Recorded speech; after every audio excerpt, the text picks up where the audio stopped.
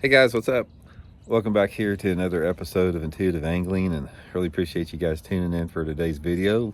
Got something a little bit different today. I'm going to sort of tell you the story. I've been in and out of the hospital the last couple days.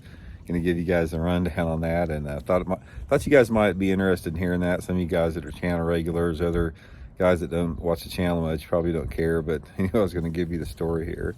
First of all, if you have anything that you think's going on with your body, don't ever do any self research on the internet, because it will do nothing but get you freaked out and make you anxious and worry over there. It's best to get to a doctor and let them tell you from a professional standpoint. But anyway, two different things were going on here.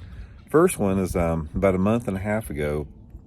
I was at the gym back squatting, and I injured my back. I pulled my back doing a back squat. And I've done that before. I mean, anyone that works out a lot, you're always dealing with muscle pulls. But this one just wouldn't go away. It's like I had it for almost 2 months, and it just would not go away. I went to the chiropractor 3 or 4 times.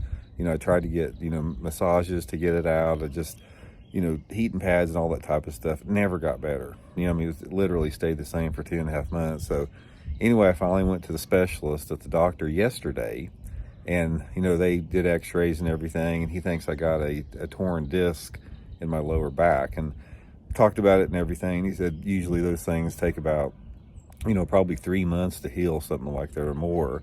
So something like that, I've just got to continue with therapy and stretching and all that type of stuff. So that was when I was at the hospital yesterday. And today, it's like Kim has been on me for quite a while to get a colonoscopy. So I had one like 15 years ago, and it's really good. I guess it's a good idea to get one about every 3 to 5 years, anytime you're over 50 years old.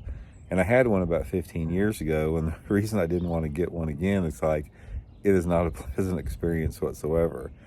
So anyway, Kim was on me, and it's like I kept thinking, it's like any time that you think that you may have an issue with your colon, you start reading again, and it's like if you read about colon problems, it's like unless your poop is like perfectly all the time, and you poop perfectly 3 times a day, then you might have colon cancer, or you might have colon issues or whatever like that. It's like they sort of set this standard within the realms of the colon world that if you're not just completely regular and perfect, you might have a problem. So I got noticing, analyzing mine the last 4 or 5 months, like, man, something maybe doesn't look right, or maybe I'm not quite as perfect as they say. So finally got a colonic scheduled, and so I was in the hospital today with that. So I'll tell you a little bit about that colonic. It's like, if you guys have never had one, let me run down a little bit what the deal is with this. First of all, before your colonic, you have to clean your bowels out. You have to clean your colon out. And they give you this, it's a gallon of this. It's the most disgusting lemon lime flavored whatever it is that you can ever think that you could even swallow. It's like this. It's like if you can picture like milk being clear, and it's super sweet and salty with a top of something on there that really tastes disgusting, where you take a drink of it and you go like that. So anyway, you got a gallon of this stuff, and you got to drink it starting at 5 o'clock the previous afternoon, and you have to drink half of this to get a half, and so you have to get a half a gallon of this mixed stuff down in an hour. And guys, you talk, every time you take a drink of this stuff, it makes you want to throw up. So anyway, you take this stuff. I took a half a gallon of it last night. It was like it was just unbelievable how bad it was just to get it down. And then you're in the bathroom for an hour, and everything comes out. And then the next day, which was today, they told me I had to get up at 3 o'clock in the morning and drink the other half gallon. So last night, of course, I didn't get any sleep. I hadn't been sleeping very good because my back's been hurting, from the disc injury.